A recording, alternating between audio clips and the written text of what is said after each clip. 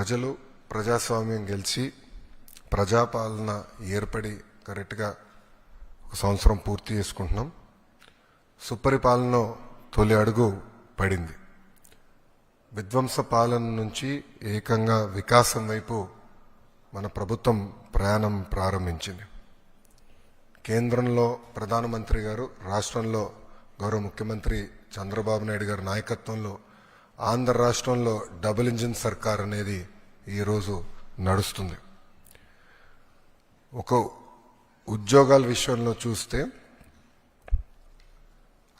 Mega DSC ఏర్పాటు చేసి ఏకంగా 16,347 పోస్టులు ఈరోజు ప్రజాప్రభుత్వం భర్తీ చేస్తుంది.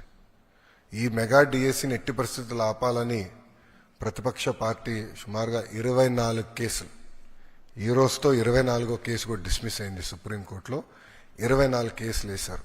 అయినా అవన్నీ తట్టుకుని డిఎస్సి ప్రక్రియ మేము పూర్తి చేస్తున్నాం.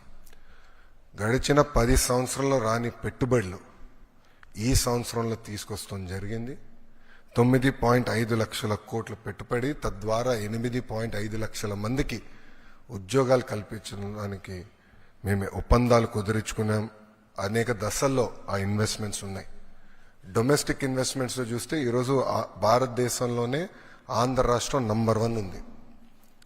16% డొమెస్టిక్ ఇన్వెస్ట్మెంట్స్లో ఆంధ్ర రాష్ట్రానికి వస్తాం జరిగింది. దాంట్లో భాగంగా TCS, LG, NTPC green, ఆసిలర్ Mittal, BPCL, Reliance, renew power లాంటి సంస్థలు ఈరోజు ఆంధ్ర రాష్ట్రంలో పెట్టుబడులు పెట్టడానికి ముందుకు వచ్చినాయి. డబుల్ ఇంజిన్ సర్కార్ ఉంది కనుకనే విశాఖ స్టీల్ ప్లాంట్ కాపాడుకోగలం, రైల్వే జోన్స్ సాధించాం. అంతేకాకుండా భోగాపురం ఎయిర్పోర్ట్ పనులు కూడా వేగవంతంగా ఈరోజు జరుగుతున్నాయి. మీరు చూస్తే ప్రజాప్రభుత్వం ఏర్పడిన తర్వాత ఒక పెన్షన్లోనే భారతదేశంలో ఏ రాష్ట్రం ఇవ్వని విధంగా మేము ఇస్తున్నాం. వృద్ధులకి 1,000 రూపాయలు పెంచాం, వికలాంగులకి 3,000 రూపాయలు పెంచాం. బెడ్కే పరిమితం అవుతే 15,000 రూపాయలు ప్రతి నెల ప్రభుత్వం ఇస్తుంది. భారతదేశంలో ఏకైక ప్రభుత్వం ఇస్తుంది, అది ఆంధ్ర రాష్ట్ర ప్రభుత్వం. ఇంతేకాకుండా భారతదేశంలో ఎక్కడ లేని విధంగా 203 అన్న క్యాంటీన్లు ప్రజాప్రభుత్వం తిరిగి ప్రారంభించి ఈరోజు నడిపిస్తుంది. గౌరవ ముఖ్యమంత్రి గారు ఇప్పుడే చెప్పారు, ఆగస్టు 15 నుంచి ఉచిత బస్ విధానం కూడా మేము అమలు చేస్తున్నాం. దీపం పథకం ద్వారా ఇప్పటికీ 2 కోట్ల